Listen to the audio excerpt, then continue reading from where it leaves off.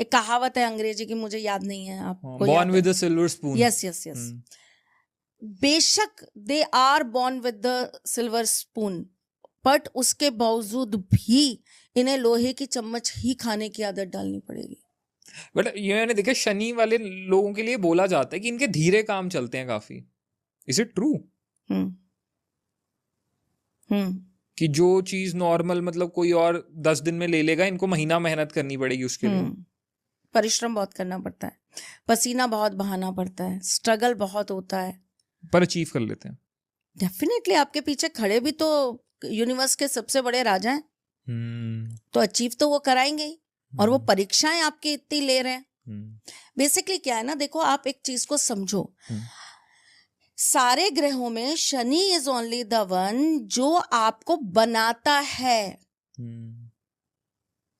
जो आपका क्रिएटर है। आप उसके सामने एक बिखरी हुई मिट्टी हो, कच्ची मिट्टी, वो आपको ढालता है।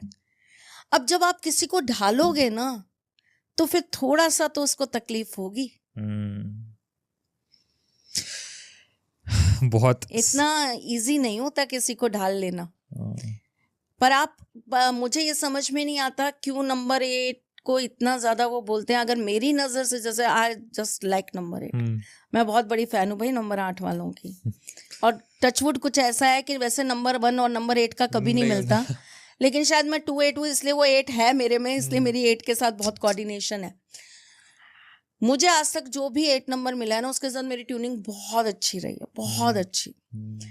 सो अगर मैं नॉर्मल इस पे बात करूं, लोगों को ऐसा लगता है नंबर 8 वालों के स्ट्रगल बहुत हैं, उनके काम बहुत धीमे होते हैं, उनकी लाइफ ऐसी रहती है, उनकी लव लाइफ कभी अच्छी नहीं रहती, वो बड़े खड़ूस होते हैं, बहुत आलसी होते हैं, ये होता है वो होता है, फलाना होता है ढिमकाना होता है।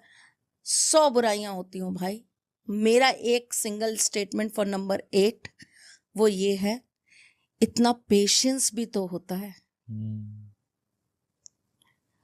उस स्ट्रगल को जीने के लिए उतना दम भी तो नंबर 8 में ही होता है। जहां लोग दम तोड़ देते हैं, नंबर 8 वहां भी सरवाइव करता है।